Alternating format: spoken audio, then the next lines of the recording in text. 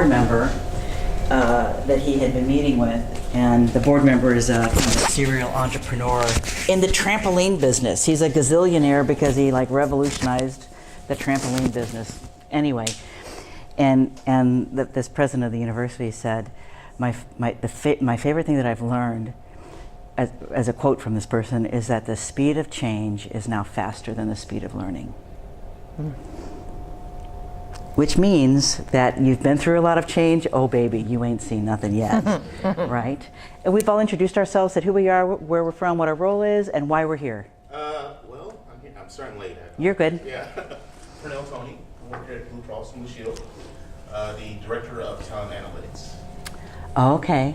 Talent analytics? Talent analytics. Oh, that sounds pretty cool. We let him make his own title. Yeah, did you make that up? And why are you here? Well, I'm in here to just hear a little bit more.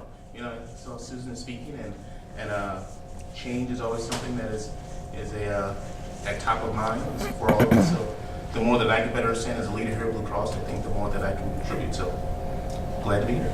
Excellent. Excellent. In fact, excellent. Yeah, I didn't plan that, but anyway, excellent.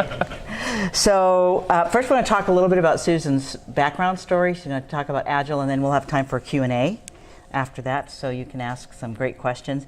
And you're grown up, so if you want to get yourself something to drink or you want another cookie, help yourselves. So Susan, you were born in 1964 in Lake City, Minnesota. And you describe your childhood as being pretty much leave it to Beaver. Can you talk a little bit about what it was like to grow up there? Yeah, it's like an idyllic small town, so had a really just easy childhood, nice childhood. The only, I guess, difference between Leave It to Beaver and our family is my mom did work, but she was very much a mom's mom. I mean, she was always there for me whenever I needed her, so I still felt like she was, you know, very engaged. But it was just a really, now, like all kids, I was eager to get out when the time came, but it was a great growing up. And tell me about your mom and your dad. So my mom and dad actually will have been married 60 years this December, which is amazing, right? They met in high school and got married right out of high school, and had my older brother Mark, and then myself 6 years later. So there's a pretty good span between Mark and I. My mom was, she worked as a payroll clerk, she worked in a bank, a lot of that kind of stuff. She liked numbers, so a lot of office clerk type stuff. And then my dad is an interesting story. He grew up very, very, very poor, and also lost his mom when he was 7 years old.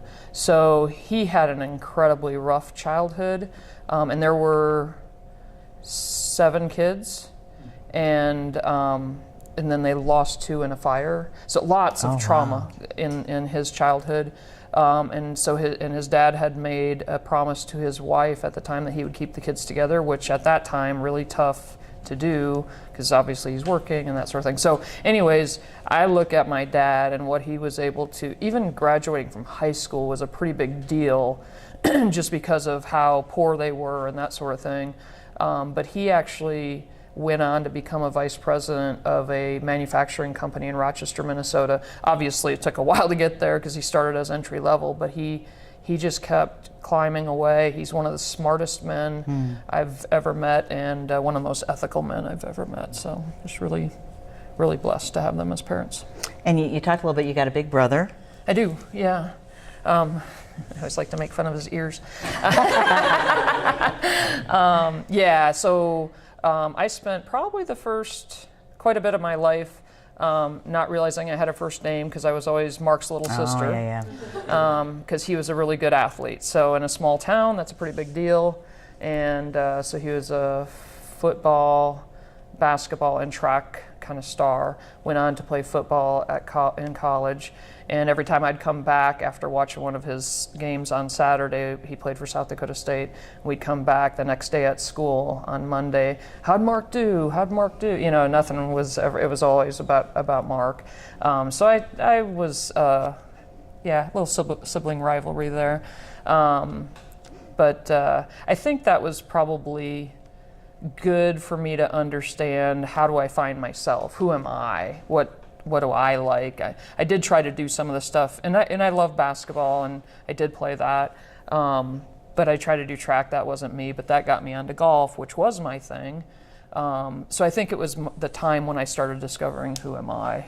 That's interesting, because I hear folks who have sibling rivalry and they can carry that competition into their adulthood as a negative drive, like they're overly competitive, and you've reframed that to say, I use that as a driver to really discover myself apart from him. That's a lot of wisdom as a And a I young think person. it's really helped our relationship. I mean, and I think part of it, just watching my teenagers, is just natural, right? The fighting, but we've grown to be pretty good friends now, and I think it's because I found a different path path. that's mine, and he has his path, and Your drive is better than his?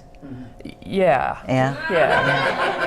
Okay. He used to make fun of golf, but now he plays, and he wishes he were better.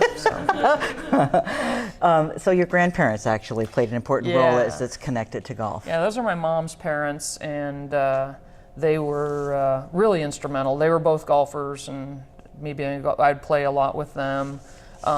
They were 13 miles down the road, so we'd have Sunday dinner with them every Sunday. Both of them were just kind of the soft place to fall, right?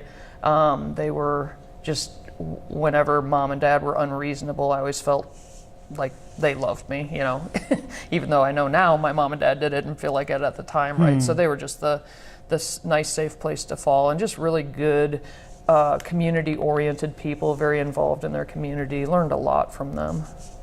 So golf played a role in your deciding where you wanted to go to school. Yep.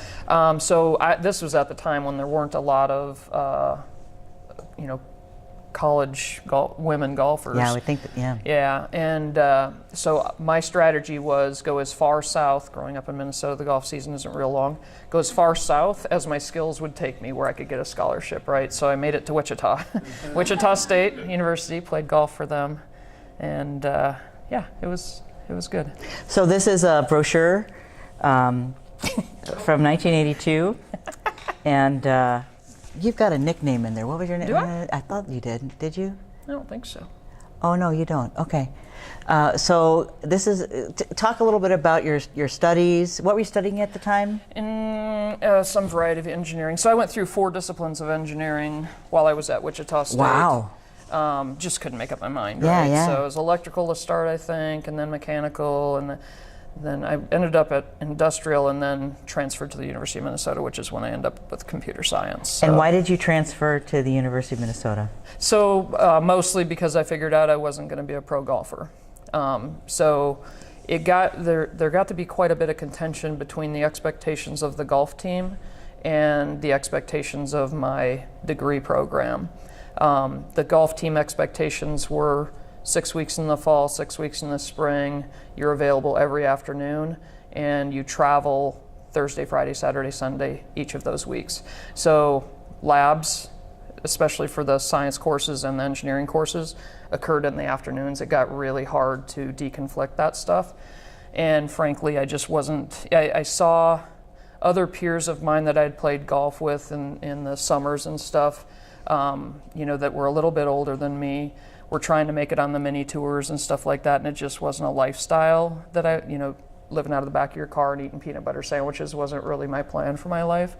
So I just kind of finally reconciled, you're not meant to be a pro golfer, let's focus. So in order to get in-state tuition, since I'd be footing the bill at that point, instead of the scholarship, I went back in-state to Minnesota, so I went to the University of Minnesota. So you went to the University of Minnesota, and you talked about that not being an easy transition. So you eliminated golf, went back to your home state, but it was still not easy. Yeah, it was a very mixed bag. So I loved Wichita State. I had made some really great friends. I think you do as freshmen, right? You make really good friends as freshmen.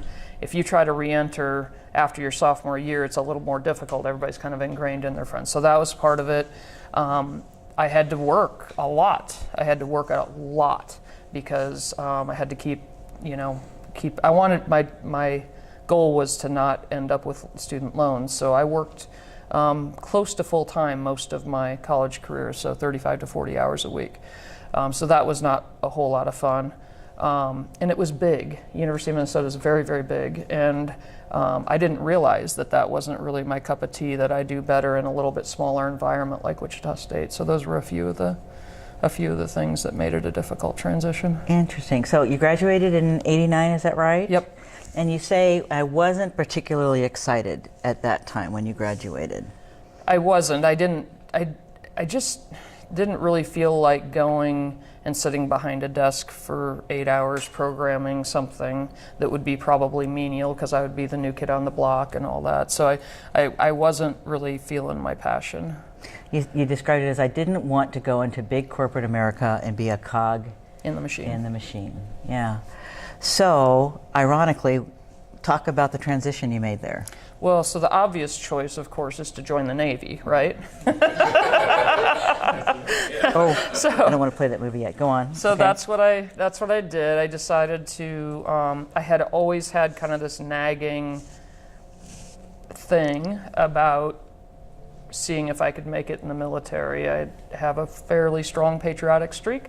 I have a fairly strong service, serve others streak, and I had even done ROTC at University of Minnesota for a period of time. Just wasn't sure yet. But then when I graduated and I still felt that nag, I thought, I better do it now or I won't have the opportunity later. So I went to see the recruiter, and I wish I had gotten some coaching ahead of time, but I guess it turned out. But the way it works is they get a whole lot of points for putting a woman in aviation. So that was my third choice. I had two other choices ahead of that, and he said, well, let's just put it down as your third choice. I'm like, fine, whatever. And I got that, shockingly, not to him, but to me. And so I went to aviation officer candidate school.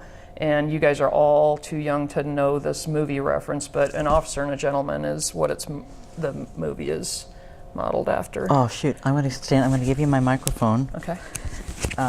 Because talk about what happened when you started your officer training.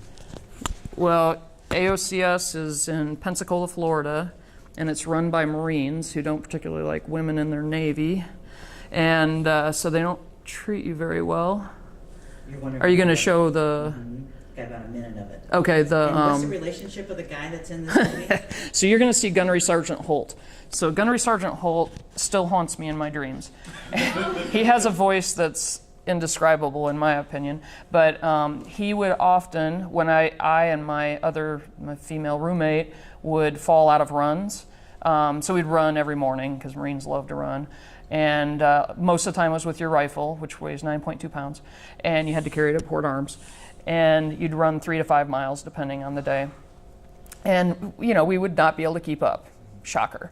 And if you fell out of a run, then you owed him, you had like a chit that you had to pay off. You remember the vernacular? And so at the end of the day, he would come to the barracks and go over the loudspeaker and say, and my roommate's name was Brown, my maiden name is Dunbar.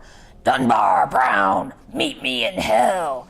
Well, hell is a place, not the hell you're thinking of. It's on the second, this is Pensacola, Florida in summer. It's on the second deck of a barracks, and you would PT, so do mountain climbers, push-ups, whatever, running, whatever, jumping jacks. You would PT until the condensation was so thick that it started dripping, i.e. raining in hell.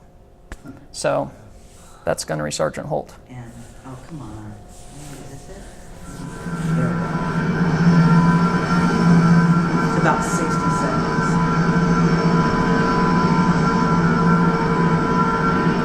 That first day in Pensacola. Hey, which way to aviation officer candidate school? Take a left at the Y and check into building 626. Thanks.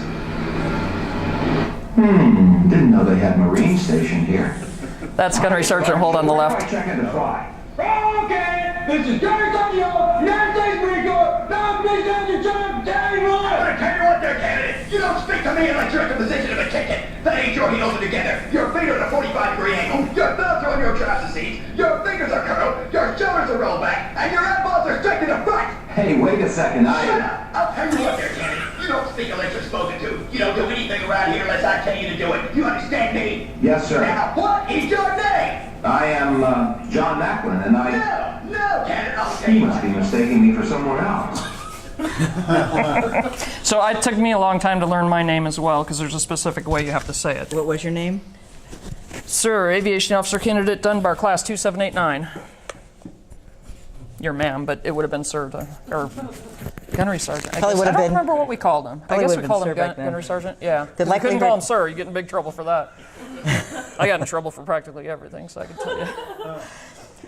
So, tell us a little bit. There was another, a similar story you have about watering the roses. That's the same kind of intensity as making it rain in hell. Version of hell. So there's a sandbox, basically, a big, probably about the size of the two tables put together, that was just sand, lots of sand, and then a dead rose in the middle of it, and you're supposed to water the rose with your sweat. So, yeah. They're really creative. And so, I don't know, I bet those have been there for a long time, but so that was tough too, right? So and tell us a little bit, there was an event that you had one day when it just was really hard, and talk a little bit about that. So there's a couple of them, but I'll talk about, so the rifle run is one of them. I didn't think I was gonna make it through the rifle run, and you had to make it through the rifle run in order to graduate. And I would fall out of most of the runs. I'd get better and stronger, but I'd still end up falling out. And then when we got to rifle run day, it was amazing how much progress I'd made, because I actually could have gone on for quite a bit longer. In a similar story, swim quals, one of the things you have to do is jump off a 40-meter tower and swim the length of an Olympic pool to simulate you're jumping off a carrier and going under the burning oil on the surface of the water. So when I was a kid, got kind of pulled under at a swimming pool and got ingest a little bit of water and scared the crap out of myself. And so I don't like being underwater at all, which you would wonder, why did I join the Navy? But I would get about halfway across that pool and pop up every time, because I would start hitting that wall and get freaked out. And I actually got dropped to remedial swim training with the SAR swimmers. They help out the kids that can't make it. And he thank God for him. He said, you just have to make it through the wall. If you make it through that, just trust me.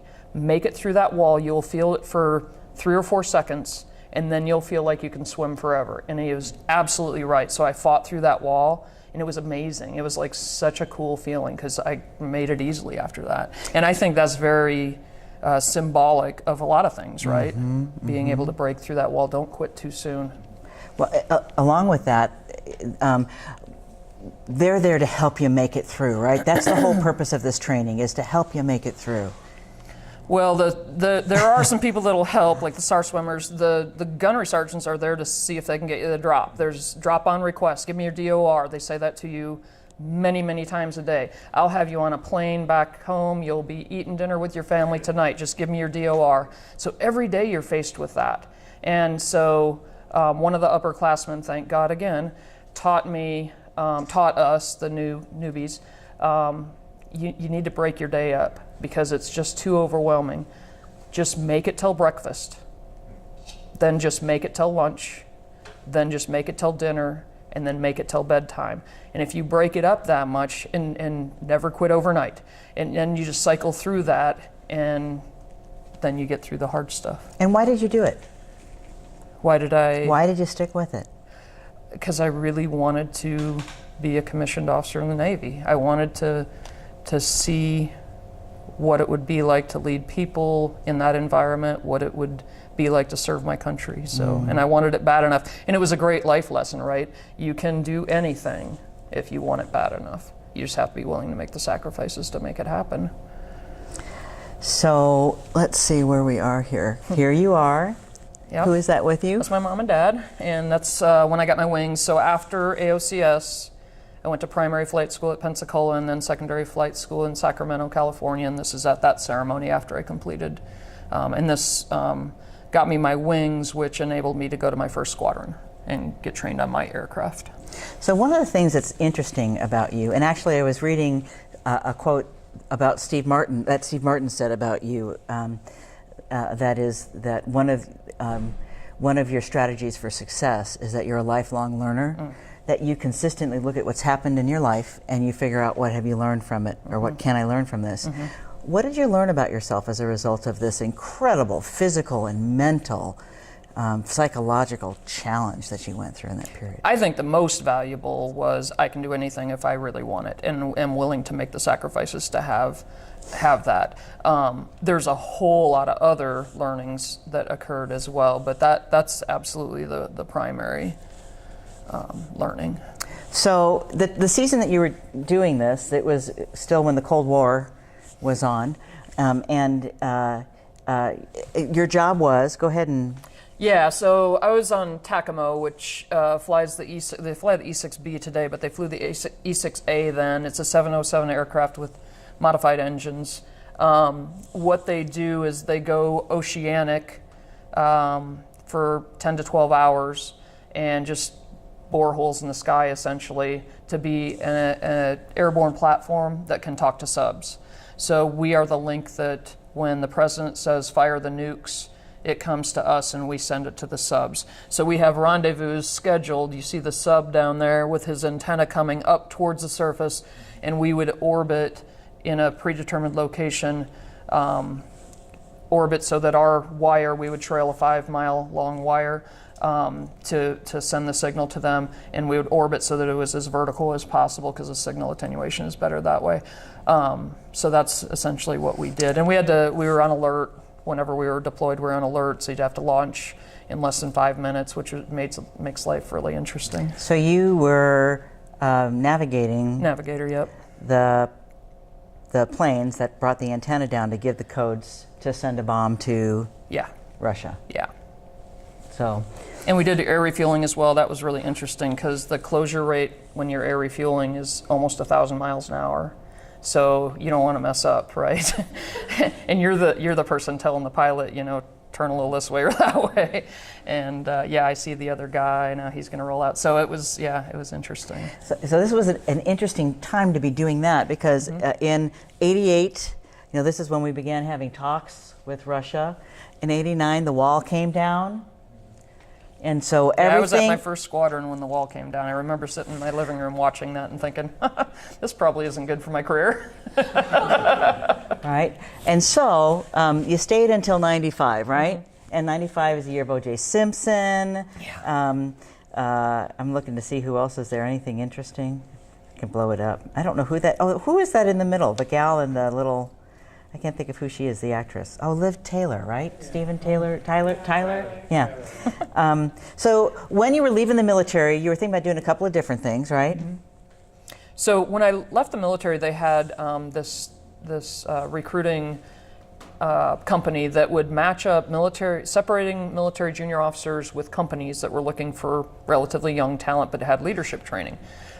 So they had us come to Atlanta to an Embassy Suites. It was a really cool setup, and all the companies were on one floor with their rooms, and then we just had hotel rooms within the hotel, and you would pick out your top 3 that you wanted to interview with, and then if they wanted to meet with you again, they would extend an offer. So out of that, I interviewed with 3 companies, but I picked Ford Motor Company and went to Detroit to work with them.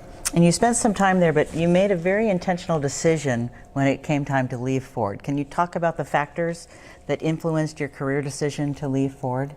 So Ford hired I found this out later, ex-military because they thought they'd be tough enough to survive the environment. But they paid a lot of money. So junior officers especially don't make a whole lot of money in the Navy. I doubled my salary. So which is crazy, right? I didn't do anything except get out, quit one job, get another, and doubled my salary. But this was the life lesson that money isn't worth it. The culture was so incredibly toxic. It was miserable to come to work. There were screaming matches every day, VP and above. Not it didn't matter who they were, and they would ostracize people, and it was just awful to watch. I just got really tired of it. I didn't enjoy it at all, so I decided to leave. And I was a little homesick too, so I headed back to Minnesota and went to Hormel Foods. And you've talked about how the people that you saw that had the careers that yours might lead to, they didn't have the lives right. that you thought that you wanted to have a family and the value. You talked about once you're in that, it was really hard. You can't get out. Yeah, it's like the handcuffs of that lifestyle, right? So if you start spending that intoxicating amount of money, all of a sudden you got all the toys, the boats, the lake houses, the whatever toys, and now you can't afford to not leave. So it taught me, keep yourself independent. Don't, I live a pretty fiscally conservative life today, probably in large part to that, because I want that freedom to be able to do whatever I feel is the right thing. Oh, that's it. So freedom is, if you look at your values, the freedom is a more highly held value than acquiring stuff. Oh, absolutely, by a lot. Yeah. Okay. So you went to Hormel. You were. It was a pretty glamorous job. What were you doing again? You had a supervisor of the ham boning line. Yeah. Okay. Put that on your resume. So it goes from navigating the aircraft that are sending the signals for the bombs that are going to hit Russia to ham boning lines. But you met a guy and you did that thing. You followed a guy to Council Bluffs. Yeah. You went to First Data for a little bit, and then you met your husband while you were there, right? Yep. And look, isn't that nice? And there's an important story that you have early in your that is an important, another value setter for you. Can you tell us a little about your son Cole? Yeah, so when Cole was 18 months old, I got a call from daycare that he had fallen. He had when I got there, she said, one of his eyes is blue and one is brown. And I said, no, he's got blue eyes. And then I'm like, oh man, he's probably got a concussion. So I go find him, and he had been calmed down by the time I got there. I go find him, and one of his eyes did look kind of brown. And so then I'm like, oh, I better call the pediatrician. So I did, and she said, yeah, bring him right in case it's a concussion. So I did, and I was sitting, she was standing facing me, I was holding him, you know how you do with a toddler. She's looking in his eyes, and I see that she's the one that delivered, or was there after the delivery, caring for him. I saw a tear go down her cheek, and I'm like, oh crap, that is not good. And I said, what do you think? And she said, I think it's retinoblastoma. I don't know for sure. You're going to need to get some tests to rule out other stuff. So for the next 3 weeks, we went through a whole bunch of tests to rule out the other possibilities. And then when I went to see the pediatric ophthalmologist, I said, so if it's your kid, where do you go? What do you do? And he said, I'd go to Philadelphia or LA. That's where the two doctors that do a lot of these surgeries are. So we went to Philly, and Cole had his eye removed, his right eye. He has a prosthetic today. You wouldn't probably know it if I didn't tell you. And then I had to wait. We had to wait. Oh, and our twins were 6 months old at the time. So my husband was on full kid duty. They're scheming there. On full kid duty without us and worrying about his kid being sick, right? And retinoblastoma, the worry is you don't want it going to the brain, right? And so it travels down the optic nerve is how it gets there. And so when he had his surgery, thankfully, we had gone to this rock star surgeon. She took enough of the optic nerve, she hoped that he wouldn't have to have chemo and radiation, but we had to wait 2 weeks to find out. It was the longest 2 weeks of my life, but they ended up getting enough of it, and he didn't have to, and he's had no recurrences since, knock on wood, and is a healthy kid, happy kid, and learning to drive a car now. So you had a profound moment, kind of about your identity and your values, when he was going into surgery. Mm-hmm. Yeah, he was in surgery. I was on the 7th floor of the Wills Eye Institute where he had his surgery, and I was staring out the window at the traffic, and faith is a pretty big part of my life, so I just prayed. And I said, you know what, God, I really am grateful for having been able to be Cole's mom for how long I've had him. If you take him, it's your will, and I will be at peace with that. But I really would like to keep being his mom. And so if you can make that happen, that would be, that would just make my heart so happy. And I felt this immediate warmth and calm come over me that was just intensely comforting, even though he was still in surgery.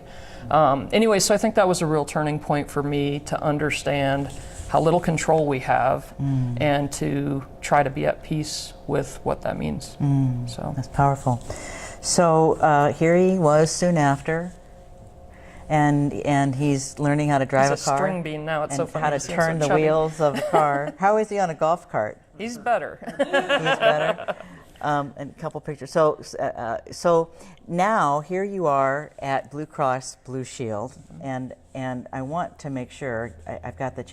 I'm gonna skip ahead Flash here forward. to a quote from Steve Martin, the former CEO. I called him and I asked, tell me a little bit about Susan. And he said, Susan lives as a servant leader. She executes on that as well as anyone I've ever seen. She sees leadership as a responsibility, not a privilege. With the celebrity leadership people that we get into, they lose sight of leadership as a responsibility. This is why she's nationally recognized for developing agile teams. She leads it. She teaches it. She develops it in others. And I asked him, I said, what is the ball, if I was going to pitch it to her, you can always count on Susan hitting it out of the ballpark. What's that ball I can pitch? And he says, well, she wouldn't have just one pitch. Examining and bringing in the best in teams, helping others see the big picture. She's a classically trained military officer trained in the Looking Glass platform. If you told us about it, you'd have to kill us. Is that right? And she took that from a command control world and understood it had to be more to take people to a higher level of performance. The biggest stall for executives, they stall in learning. They think they have what it takes for their next challenge, and then they fall into the trap of being entitled, or they stop being transparent. Susan continues to study and develop her skills. And so what I'd like to do now, I'm going to switch the presentations here. And Okay, so I'll tell you a couple of stories. One is a story about the transformation of IT here at Blue Cross Blue Shield, and then the other is a transformation at CoreLink. So we'll start with Blue Cross Blue Shield. So in the spring of 2008, we had a year-long project called Capsule Retirement as our reporting system, our corporate reporting system.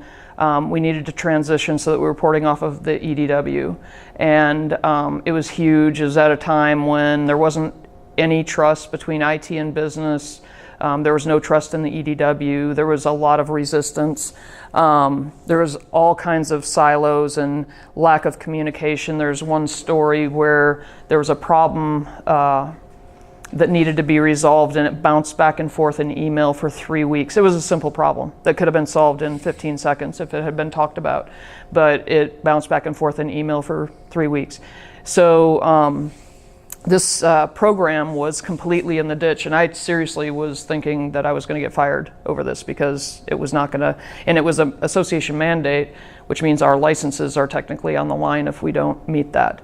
So I went to a Agile meetup thing. Agile at the time was not that well known, although my husband had worked in it just a little bit. He was a Java programmer, and it was the happiest I'd ever seen him. He was like, he's not an effervescent guy, but he was getting close. He was really pretty happy about being able to, see the customers, talk with the customers, make the customers happy instead of working on something, delivering it, and they hated it because it wasn't what they thought it was going to be. So I was intrigued because I'd never seen him that happy. I went to this meetup and I was listening, and this guy was talking about how it solved so many problems, and a lot of the problems were the ones I was worried about. And I'm like thinking, yeah, but we're so highly regulated and we're big, and I'm sure it won't work for us. And then I found out he was from Mutual. So I was like, okay, well, you're as regulated as we are. You're bigger than we are, so I need to talk to you. So I talked to him, and a couple of the consultants afterwards, and I said, what do you think? And they said, ask your business partners what they think. Well, apparently they were as desperate as I, because they said, let's try it. And so we brought Agile in the middle of this project, which is not the way you would design it. You would educate people, that sort of thing. But we brought it in the middle, and we made it. We successfully finished that project on time, on budget. But the magical part was we saw so much growth in the interpersonal relationships, transparency and trust. So we wanted to try a project beginning to end to see what that would look like. And that was even more successful. In fact, the chief marketing officer at the time said, he walked into the project room towards the end, and he said, I don't know which ones are IT and which ones are business, because they were truly a team. And that was like music to my ears. So this, the state that we see our healthcare system in today is not new. It's been kind of on a degradation path for a good bit of time. And so I had put out this quote about our need to become more efficient, more effective. There will be no tolerance for waste, that kind of thing. And talk to the organization about that to kind of set the why would we go down this path.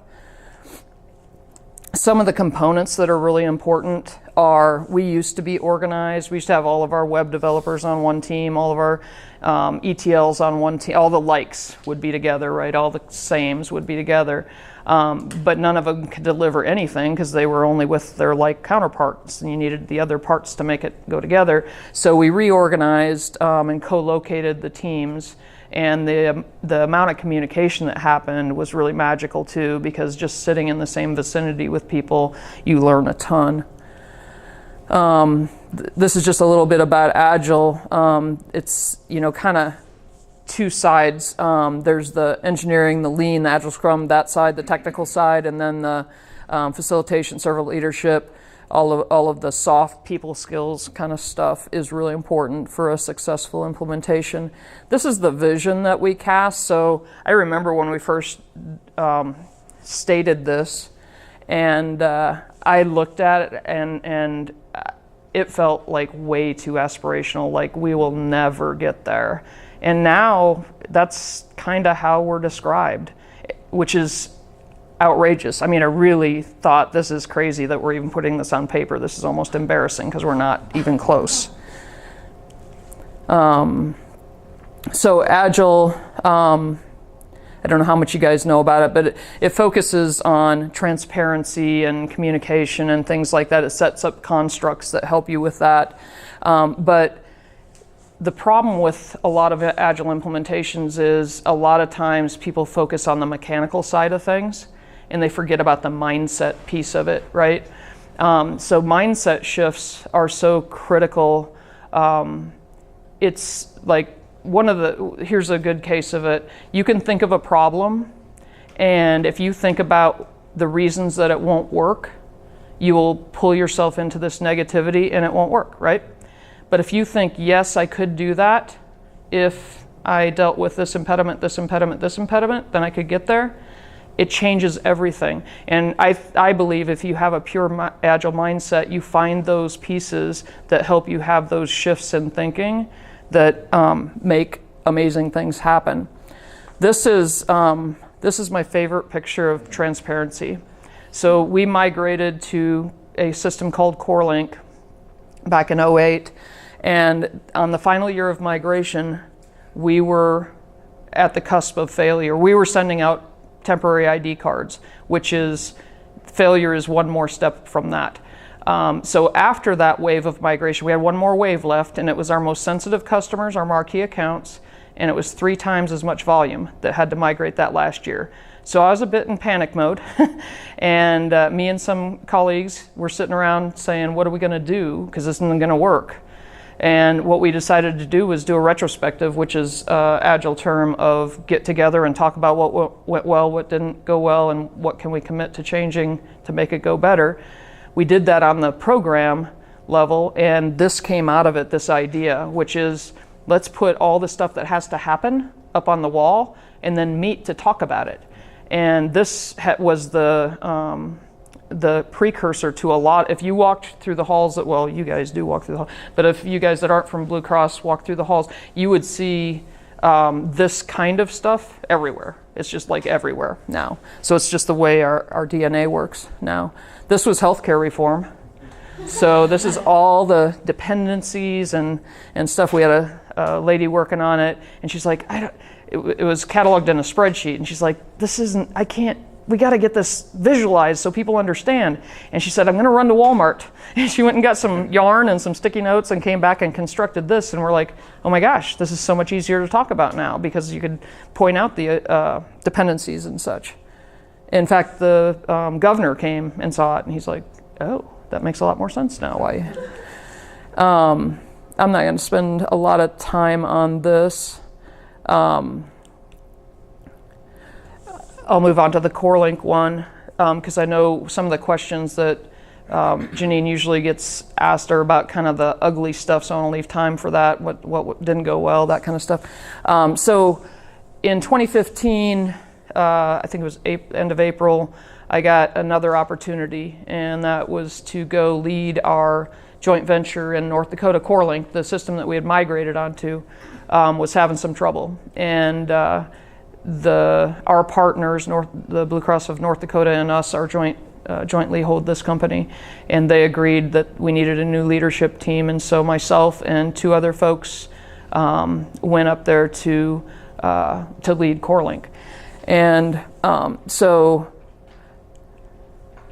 for the first 6 months, we really wanted to kind of see what we were dealing with. So it was pretty clear out of the gate that we had a lot of redundancy in leadership. The leadership at the top layer was very complacent, not really comfortable in the role. Frankly, didn't even want the role when he got it. So it's really not his fault. He just found himself in a place that he didn't belong. And then he had some bad actors that were very much acting out that took him down a bad path. And there was this buildup of excessive leadership and incompetent leadership. So we did some pretty quick streamlining in even the first few weeks, and then a few more after that. And then CoreLink didn't really. It was a lot like IT back in the day when before we went through our agile transformation. They didn't really care what the customer thought. They just wanted to do what they wanted to do. They saw everything from their point of view and didn't really think about what the customer wanted. So we did a lot of work on helping them understand the customer's the only one that counts. If you aren't pleasing the customer, if they aren't wanting your services, you're not going to survive.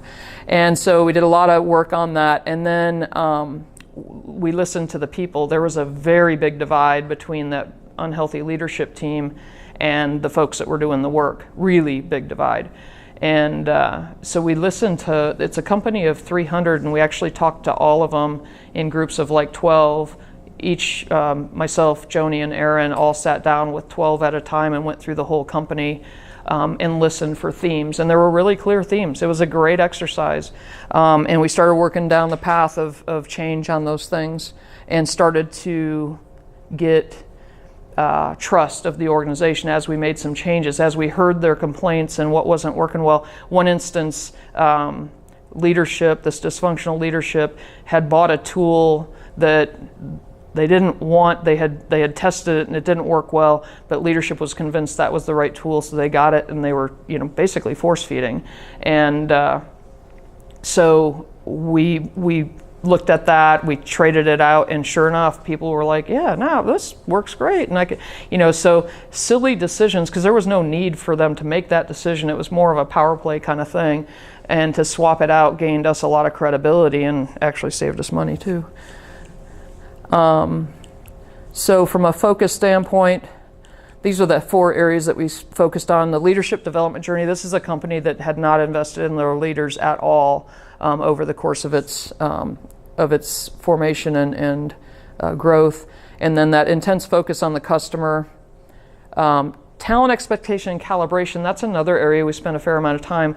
Nobody had talked about their talent across groups. And so it was like, is it Garrison Keillor? Everybody was above average.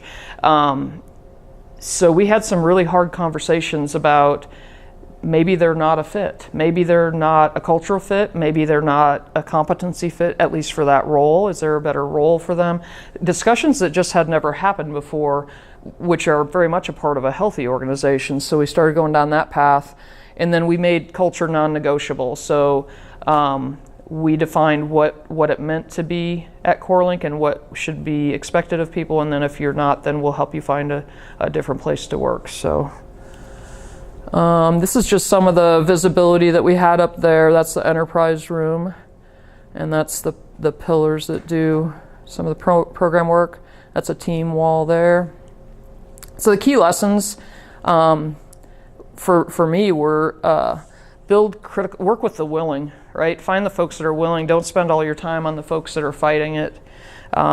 It's just not worth your energy, and you may never convert them, so why waste it there? Why not build up more and expand your sphere with the willing? Identify and remove toxic people quickly, especially if they're leaders, because if they're leaders, they are making other people's lives miserable. And so it's really, really important to take care of that quickly. But that toxicity and that negativeness can affect so many. That's why I believe it's critical to focus on that fast. Value culture fit as much as functional skills. I personally think it's actually more value culture fit more than functional skills. And culture fit doesn't mean that we're all alike, right? It means that we all agree to certain norms of how we'll behave. But it's still very, very important to have diversity in a workplace. But there are behavioral non-negotiables that you need to identify. Do this with or in spite of HR. So both at Nebraska, and this predates our HR here, but when I was going through the Agile journey at Nebraska and when I went through it at CoreLink, HR was not helpful. So we did in spite of it and went kind of around the edges, and a few times got, touched the hot stove and got burned, but it was recoverable. Right people in the right roles.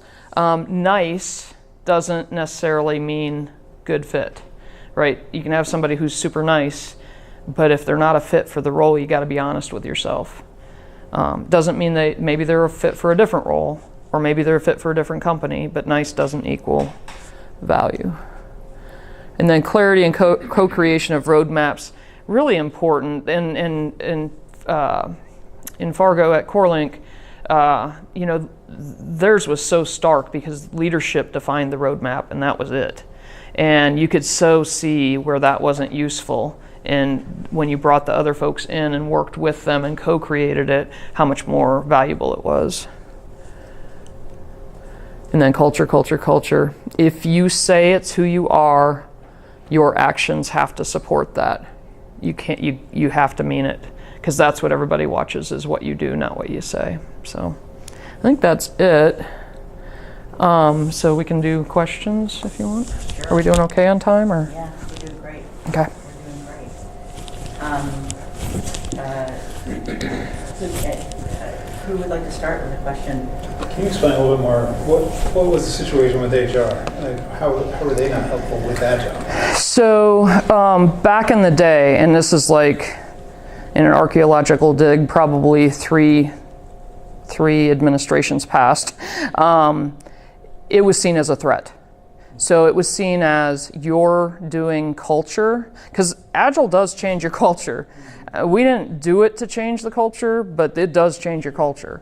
And so actually what happened, the kind of defining event that was pretty bad, we had some openings in a servant leadership class.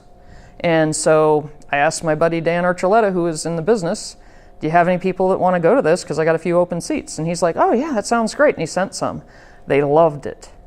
And they started spreading the word. And HR heard about it and they were like, what are you doing having classes? What are you doing with this servant leadership stuff? That's our stuff. And I'm like, yeah, but you're not doing it. So, I need it for Agile. It's foundational to Agile. So we worked our way through it, but it was not fun. It was one of my least fun times here.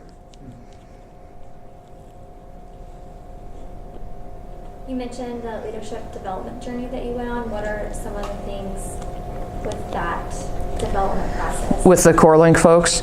Yeah, so we didn't have anything set up. In fact, our managers were really ill-equipped to even do one-on-ones. When they did a one-on-one, it was simply, what are you working on? And it was all about that, never about what are your passions, what do you want to be, what skills do you want to build, any of that stuff was never part of it. So that was part of the journey, was to build up those leaders, the managers and above, so that they could incubate that growth of others and then also in themselves. So that was a huge part of it. They actually hadn't even done something as simple as workplace harassment training. So it was, and I found that out in a not so fun conversation, because stuff was going on that I just assumed that, people had been trained, and as we did the investigation, it became very clear that people didn't realize some of the stuff was out of bounds that was happening. So it was kind of a soup to nuts leadership journey, but a lot of it was very hands-on. A lot of it was grounded in what it means to be a leader, and that's a sacred trust, that you are there to help others develop. You are there to serve the enterprise. Just reframing all of that for them. When you went to CoreLink, was it like a set amount of time where, hey, go up there and fix it? Yeah, it was not a set amount of time. Okay. No, and the only thing I told the board is I would love to do it. I did want to do it.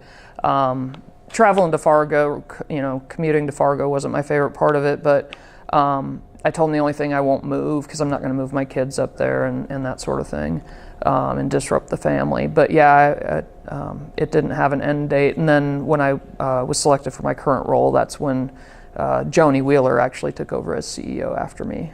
So, and I was there a year and a half. Okay. Yep. And you were 100% dedicated Yep. to CoreLink, right? Yep. There was no blue Nope. collar. Okay. Nope. Yep.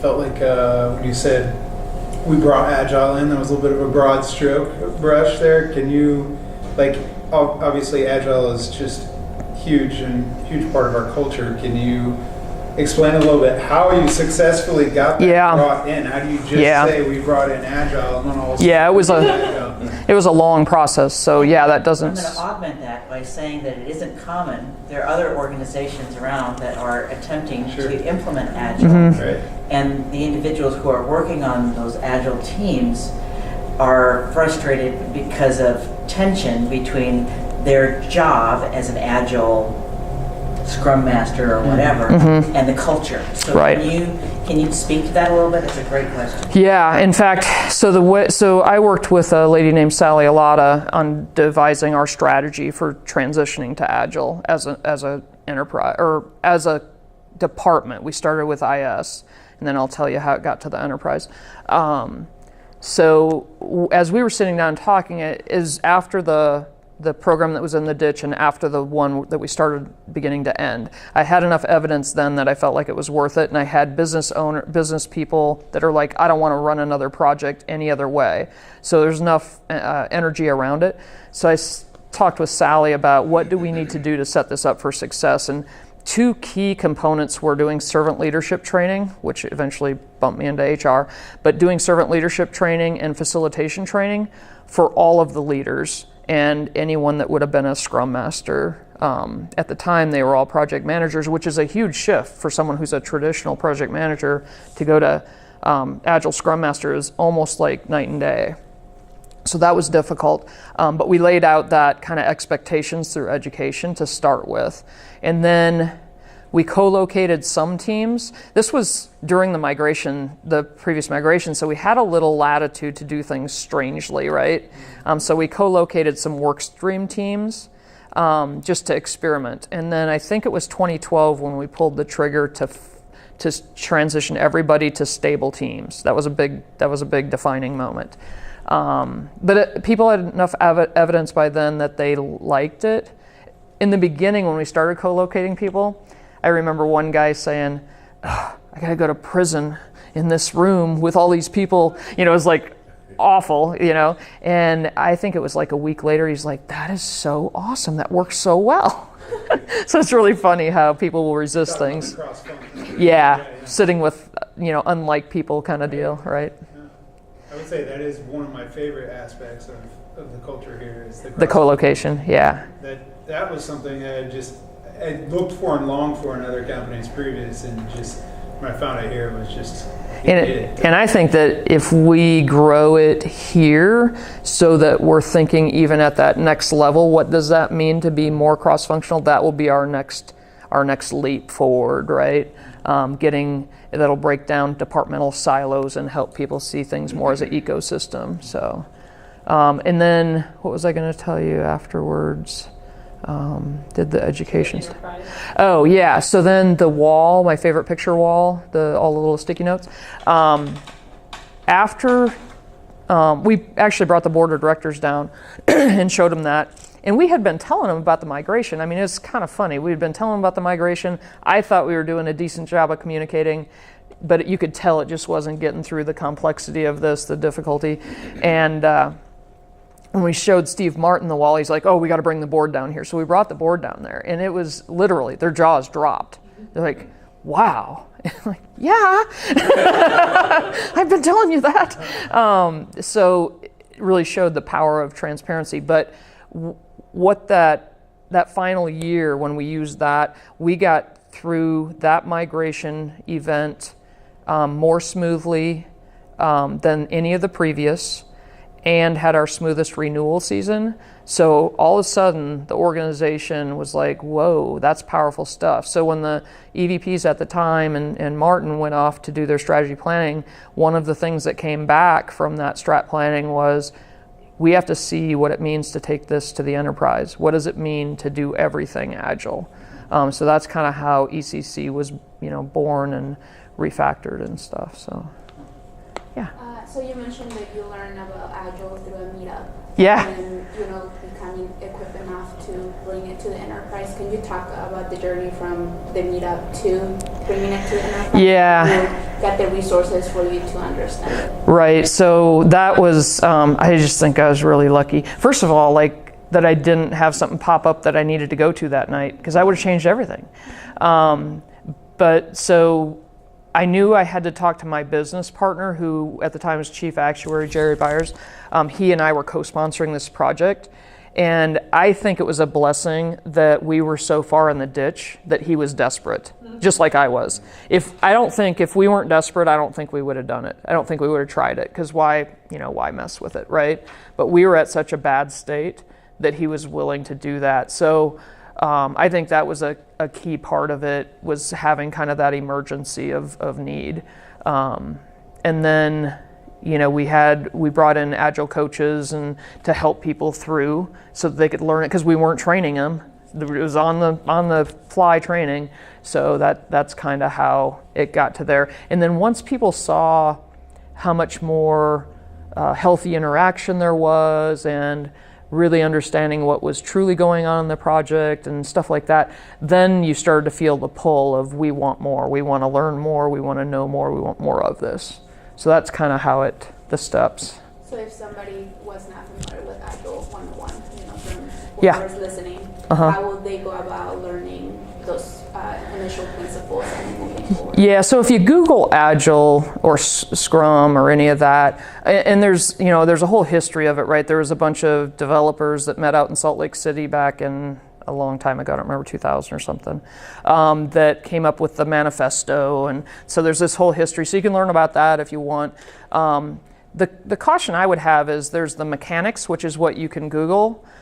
The cultural part is the hard part, because there's not a lot of people that teach that part. We were really lucky to run into Sally Alata and her team at Agile Transformation, because they totally understand that part. And I think that's what got us off on a pretty healthy path. But some of the things are transparency, self-reflection, team reflection. Help me out, Scrum Masters, any other things that you can think of. There's a daily stand-up, which is meant to catch those things. Like I talked about the 3 weeks to resolve an email. That would happen in 2 minutes of a stand-up today, right? So you can see that time compression, why it's so effective. Let me think of the other artifacts. So stand-up, retrospective. So a lot of people think that Agile is kind of a cowboy environment, just do what you want, feel good, I guess. It's actually very heavy with planning and discipline. One of the things that I think puts the most discipline on you is something called the definition of done, which is what you need to define. If you want something you want a new feature, you have to describe what does that look like when it's done, and how am I going to accept that, your acceptance criteria. Well, that gives you a lot of clarity on requirements that we didn't used to get, right? Because you're actually envisioning it. And then the other thing is those frequent check-ins where the customer can say, oh, I thought I wanted that, but let's go here. Well, you catch that early, that's not so hard. But if you catch it 6 months later, that's a lot harder to do. So you can Google it for the mechanics part, but the culture part's a little tougher to learn about. You almost have to do it to learn. Pernell. Can you speak to the role that servant leadership plays in Agile and how it can help it be successful or maybe not? Yeah, so if I think back to like the old IS days, very much command and control. All of our a lot of our managers were very command and control, which means, Pernell, you're going to do this today because I said so. That kind of thing, as opposed to involving you in the work that needs to be done and hearing the customer. So there's a role called product owner, which is essentially the customer or a representation of the customer. And then a scrum master, which kind of organizes the team. And we use a tech lead as well to advise on technical decisions. But if you don't have servant leadership in the hearts, especially of those three leaders, you won't have a healthy team. And servant leadership essentially is caring more for the whole, the enterprise, the product, the customer, than about yourself. And I think servant leadership is very tightly coupled with transparency as well, because there's servant leadership and trust go hand in hand, and I think transparency and trust go hand in hand. But essentially, it's not. One of the misconceptions is that servant leadership is servant, and they forget the leader, right? So the pendulum swings, and team's going to make that decision. Well, no. The team's going to help make the decision, but there's still leadership responsibilities here. There might be budget impacts. There might be constraints that, other constraints that have to be watched out for. So you can't lose either part. You can't lose the servant part or the leader part. Both are important. Can you, there's words like leader and teamwork, and if you're interviewing somebody, you're going to say, are you a team player, and what is anyone in an interview going to say? Yes. Yeah, of course. Are you a good leader? Yes, of course. And so,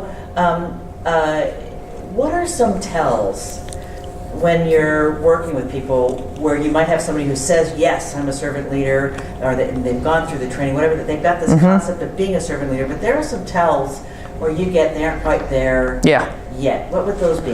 Well, usually in an interview situation, I would ask them to walk me through... Or on the team even, working okay. on the team. Walk me through a problem you're trying to solve, or walk me through what you've done so far to try to solve that problem. And you'll hear a couple of things. You'll hear how they're trying to force their will on the team, or you'll hear victim, which is, well, they this, they that.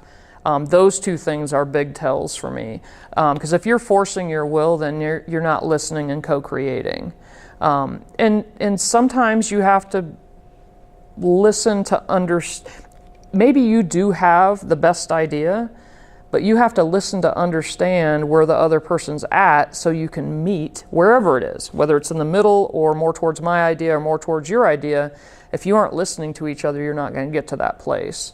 So I think if I don't hear those kind of cues of that sort of problem solving, or victim is a big red flag for me. If it's everybody else's fault that something didn't happen, you're not going to do well, especially in an agile team. I was meeting with a somebody who's being trained as a Jungian therapist, and we were talking about the victim mentality, and I had an interesting aha, because I talked about that for years. If you are operating from a victim mentality, it necessitates the presence of a villain all the time. Does that make sense? And your villain is your boss, or the person will never give you the right information, and it frees you from having to be every victim. If there's a villain, the third piece of the drama triangle is a hero. So you want somebody else to fix it for you. And so but you don't always need a hero in that. A victim is always looking for a villain. And so the victim is the one who can solve the problem himself. So it's just interesting when you work with and lead individuals that have that mentality, figure out who they're blaming and help them figure out how to solve the problem. And it always creates division. Always. And it always removes you from moving towards your mutual purpose of whatever problem you're trying to solve. You've also talked about, when coaching young professionals, about some important things that you've engaged in, and one is how important feedback is to you, the role that being very intentional about feedback has played in your development. Can you speak to that? Yeah, so I feel really, really passionate about feedback, and I do not subscribe to feedback as a gift. I think feedback is the breakfast of champions. I think that if you're courageous enough to seek feedback, you will have a much better chance of achieving your potential. A few things that I think are important to remember about feedback is feedback isn't the truth. Feedback is simply someone's perception. So we try to argue with it as if it's truth, or somebody thinks it's true. Well, it's a perception. The perception is real and therefore needs to be dealt with, because you're going to be received by that person based on that perception. And here's a good illustration. Think about somebody that you really are frustrated by, and then think about one of your most trusted friends. They could say the same thing, and if it comes from the person that you are frustrated by, you're going to hear it completely differently and completely negatively compared to your trusted friend. So that's, perception is powerful, and you don't want, I talk about it in terms of brand. You don't want your brand to be anything other than you want it to be, right? Well, your brand is made up of everybody else's perceptions. So if you want to be known as authentic and high integrity and approachable and whatever, all the words, right? And I use approachable as one of my ones I talk about, because I've been told many times through the years that I'm not approachable. And at first it really hurt my feelings. I was very sad when I first heard that, because I totally don't want to be unapproachable. I was considered stuck up, all this, and it's my introversion, right? It's my introvert, and I don't naturally smile like bubbly down the hall. But I don't want that. So I consciously have worked and continue to work on, try to remember to smile when I'm walking down the hall, say hi, talk with people, do small talk, which is not the comfort zone of an introvert. But it's important to me to fight that introvert, because I want the perception to be that I'm approachable. Because if you're a leader and you're not approachable, that's a problem. So feedback is really important. And the other side of it is, if someone asks you for feedback, really put the time in and thought in and frame it up against, I truly want them to be the best them they can be. What would I tell them? What would I want them to know? Because it's another sacred responsibility, I believe, to be able to give healthy feedback and help others grow. And it's not easy. You can't do it on a whim. You got to really think about it. Time for one more? Yes. So during the current transition, looks like Blue Cross was just trying to learn Agile, and it really helped out during the calling time. Today, we are going through another transition, and we are more of an Agile organization. Could you speak a little bit to how helpful or not helpful this Agile, widespread Agile mindset is today, and how does it help to this new transition? Yep. Or if there is some takeaways that could actually hurt the transition that we're going through?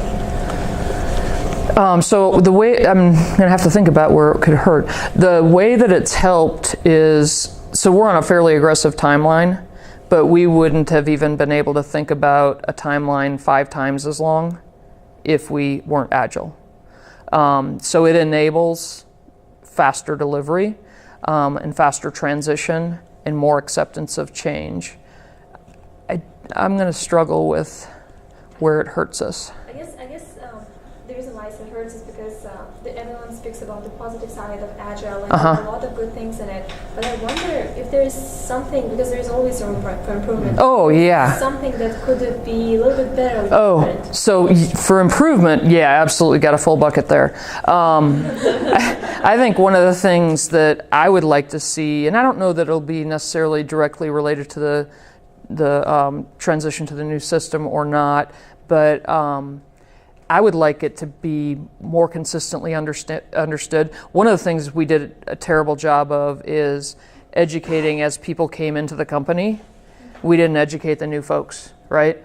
And worse yet, we didn't even educate the new leaders. So they were, it was frustrating for them to lead people that, in this new agile way that they hadn't even been trained in. So I think making it more consistent across the organization and more understood. And the thing about that is that's a little time consuming because it has to be adaptable. It doesn't look the same everywhere, right? So claims uses it, but it's different than in IT. And if HR uses it, which we're going to walk down that path, it'll look different. And I don't know what it looks like, but we'll discover that, right? So it takes that patience of being able to discover. And then I think the kind of crown jewel is if you can make that happen across the departments and that sort of thing, then you can really hit your full potential. So I think we have a ton of room for growth going forward. So does that make sense? Well, Susan is one of my favorite people. Her backstory, would you ever expect? Did you all know Susan's backstory? I mean, isn't that fascinating? And she always makes time for others.